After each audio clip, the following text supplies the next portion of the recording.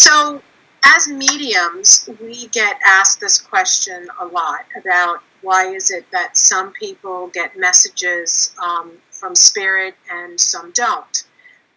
Before I answer that, I need you to understand that the way that we communicate with spirit is done through energy. So there's actually three elements to a reading. We have spirit's energy, we have the medium's energy, and then we have the sitter. And when spirit is communicating, they have to lower their vibration, and the medium has to raise our vibration. And then we find a happy medium, a frequency that we can communicate at. I almost want you to think of like a radio station.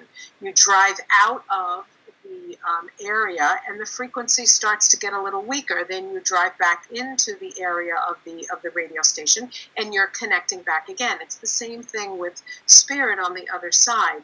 They need to keep that frequency low enough, and the medium needs to raise that frequency so that we can meet in the middle and we can have a conversation. In a group setting, it becomes even more difficult because now each person that's arrived in the group has brought 2, 3, 4 people with them, spirit on the other side, and each spirit energy is trying to lower their vibration enough for the medium to hear them. And as mediums, we feel terrible when people come, especially in group settings, and we're not able to connect to their loved ones. We feel absolutely horrible because we're just connecting to the strongest frequency.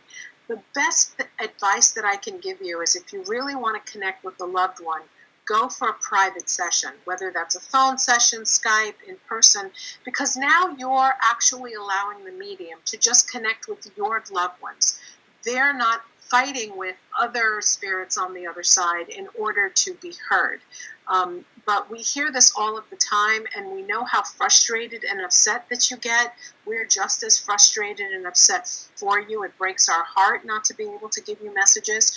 But what's happening is that each medium's frequency is different. Their vibration is different. So if you go to a Forever Family event and you're actually noticing different mediums, you may get a little message with one medium. Perhaps another medium may not bring any messages. So this really has to do with the energy of your loved one, with the medium's energy.